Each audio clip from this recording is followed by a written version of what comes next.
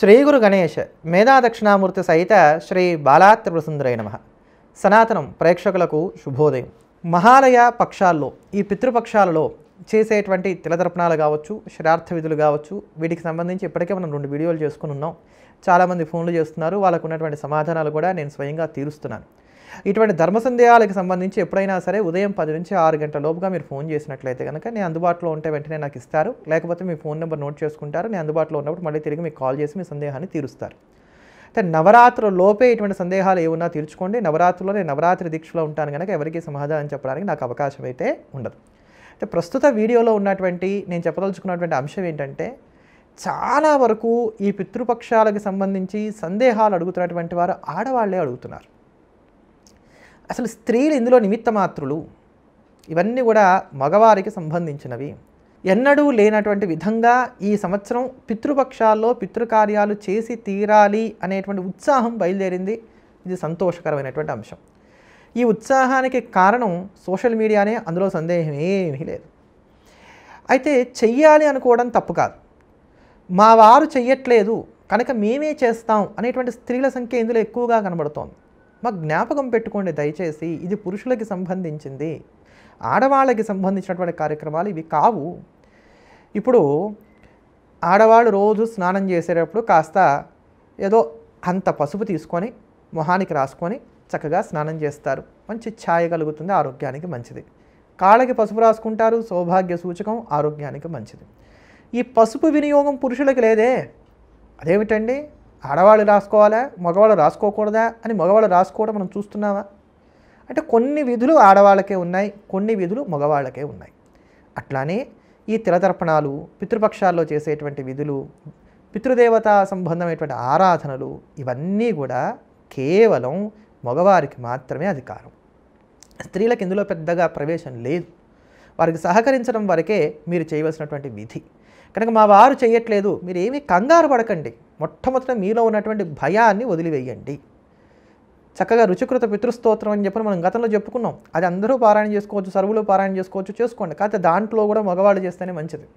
కాలేదు, చక్కగా గయాశ్రాద్ధం ఒక మారు చేయుతురు కానీ. కనుక ఇందులో ఎక్కువగా ప్రవేశం అంతా మగవాళ్ళకే. స్త్రీలకల్లా ఎంతవరకు అయ్యానంటే వీళ్ళకి సహకరించడం వరకు మాత్రమే ఉంటుంది. అలానే ఇక్కడ మరొక 2వ ప్రశ్న చాలామంది అడుగుతున్నటువంటిది ఏంటంటే, మా పితృదేవతలు గతించి ఇంకా సంవత్సరం కాల, ఈ పితృపక్షాల్లో మేము కార్యక్రమాలు చేయాలా? చేయకూడదు. సంవత్సరం పూర్తవనంత వరకు కూడా మహాలయ శ్రాద్ధాదులు లేవు, చేయకూడదు.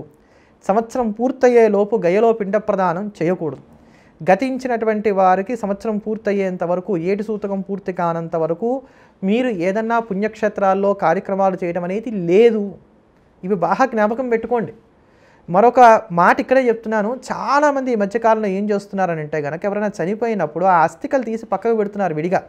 కొంతేమో సమీపంలో ఉండేటువంటి నదుల్లోనూ చెరువుల్లోనూ కలిపి కొంత అట్టి పెట్టుకొని వాటిని తీసుకెళ్ళి గంగలో కలుపుతున్నారు. గంగా నదిలో అస్థి నిమజ్జనం చేయడం అనేది మంచి విషయమే. ఇలా సహం కలపడం అనేది మహాపాపం. దీన్ని ఎల్లాజియన్ లాంటి ధర్మశాస్త్ర గ్రంథాలు ఎక్కడా కూడా సమర్థించలేదు. గంగలో అస్థి నిక్షేపం చేయడం గొప్ప విషయమే.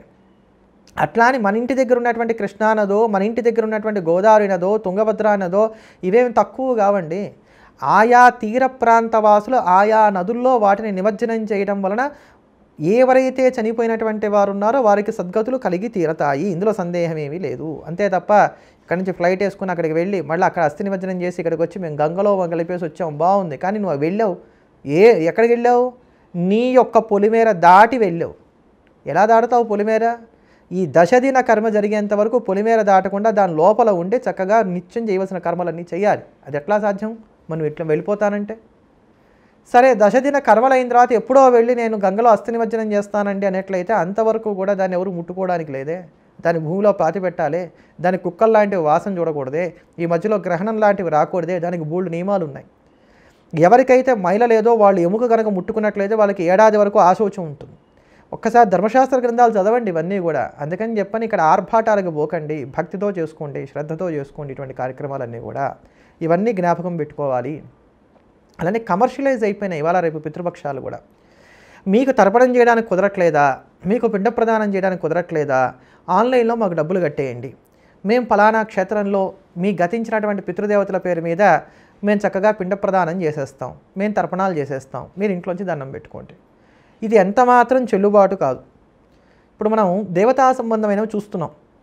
ఏ శ్రీశైలమో, తిరుపతో, ఇంకొకటో లేకపోతే నేను చేస్తున్నటువంటి ఇలాంటి కార్యక్రమాల్లోనో అన్ని చోట్ల కూడా మీ పేరు మీద మేము చేయించుకుంటున్నారు. దీంట్లో తప్పు లేదు. ఇవి దేవతా కార్యక్రమాలు, వీంతవరకు చక్కగా పనికొస్తాయి. కానీ పితృ కార్యక్రమాలకు కొడుకే స్వయంగా చేసి తీరాలి, ఇంకొకరు ఎవరు చేయడానికి లేదు.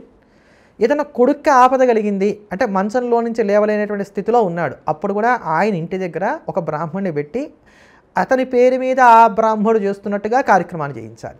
అంతే తప్ప ఇలా ఆన్లైన్లో డబ్బులు కట్టేసి ఆన్లైన్లో తర్పణాలు, ఆన్లైన్లో పిండ ప్రదానాలు ఇవి ఎక్కడ శాస్త్రంలో లేవండి, చెప్పబడి లేవు.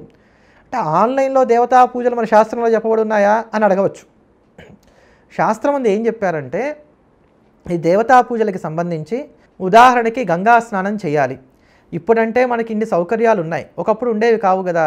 అందుకని వెళ్ళలేనటువంటి వారు ఎవరన్నా ఉంటే ఒకరిని నియమించుకొని, ఒక బ్రాహ్మణ్ణి లేదా ఎవరినన్నా ఒకరిని నియమించుకొని అతనికి కాస్త డబ్బులు ఇచ్చి అతని దారి బెత్తం అంతా అతను వెళ్ళడానికి రావడానికి అక్కడ ఉండటానికి కావాల్సిన సౌకర్యాలన్నిటి కూడా సమృద్ధిగా అతనికి ఇచ్చి, నాయన నువ్వు వెళ్ళి నా పేరు మీద గంగా స్నానం చేసి ఆ పుణ్యాన్ని నాకు ధారపోయి అని చెప్తే అతను వెళ్ళి అతను గంగా స్నానం చేసి ఒక దర్భపుల్ల తీసుకొని ఎవరైతే పంపారో వాళ్ళ గోత్రము పేరు చెప్పి ఆ దర్భపుల్లని గనక ఆ గంగా నదిలో ముంచి తీసినట్లయితే గనక ఆ గంగా స్నానం ఈ వ్యక్తి చేసినంత దాంట్లో 6వ పుణ్యాన్ని అతను పొందుతాడు అని చెప్పని దానికి ప్రమాణాలు ఉన్నాయి. ఇట్లా వీటి అన్నిటికీ ప్రమాణాలు ఉన్నాయి కాస్త.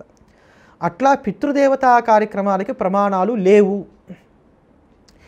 ఏవైతే కూడదని చెప్పారో అవి చేసినా, ఏవైతే చెయ్యాలని చెప్పినవి చేయకుండా ఉన్నారో వీటన్నిటి వల్ల పాపాలు కలుగుతాయి, దోషాలు కలుగుతాయి. ఒకప్పుడు లేనంత కన్ఫ్యూషన్ అసలు ఈ పితృదేవతా సంబంధమైన కార్యక్రమాలలో ఈ 2024లో విపరీతంగా పెరిగింది అనడంలో సందేహము లేదు. కనుక మొట్టమొదటగా ఇటువంటి కన్ఫ్యూషన్స్ అన్నీ కూడా వదిలిపెట్టేసేయండి. ఎవరెవరైతే గతించినటువంటి తల్లిదండ్రుల పేరు మీద మీరు స్వయం పాకం లాంటివి ఇవ్వదలుచుకున్నారో లేకపోతే తర్పణాలు లాంటివి చేయదలుచుకున్నారో వాళ్ళు మగపిల్లలైతే కనుక నిరభ్యంతరంగా మహాలయ అమావాస్య నాడు చేసుకోండి. ఒకవేళ అటువంటి అవకాశం లేనటువంటి వారు ఉన్నారు, అందరూ కూతుళ్ళే ఉన్నారు, ఆ గతించినటువంటి వారికి కొడుకులు లేరు, వాళ్ళు మహాలయ చేయకపోయినా దోషము లేదు, వాళ్ళకి కేవలం సంవత్సరికం వరకు చేస్తే సరిపోతుంది. కనుక ఇటువంటి సందేహాలకి తావివ్వకండి. మనకున్నటువంటి ఇమోషన్స్తో ఎదుటివారు క్యాష్ చేసుకునేటువంటి ప్రయత్నాలు ఏవైతే చేస్తున్నారో వాటికి కూడా అడ్డుకట్ట వేసేటువంటి ప్రయత్నం చేయండి. మీకున్నటువంటి ధర్మ సందేహాలని ఉదయం 10 నుంచి 6 గంటల లోపుగానే తీర్చుకునేటువంటి ప్రయత్నం చేయండి. నేను అందుబాటులో ఉన్నంత వరకు కూడా మీకు చెప్పేటువంటి ప్రయత్నం చేస్తాను. నవరాత్రుల్లో మాత్రం దయచేసి ఎవరు కూడా ఫోన్ చేయకండి. నవరాత్రుల్లో నేను ఎవరికి కూడా అందుబాటులో ఉండను. మరోమారు మళ్ళీ కలుద్దాం. ఎల్లప్పుడూ దేశాన్ని ప్రేమిద్దాం, దైవాన్ని స్మరిద్దాం. స్వస్తి.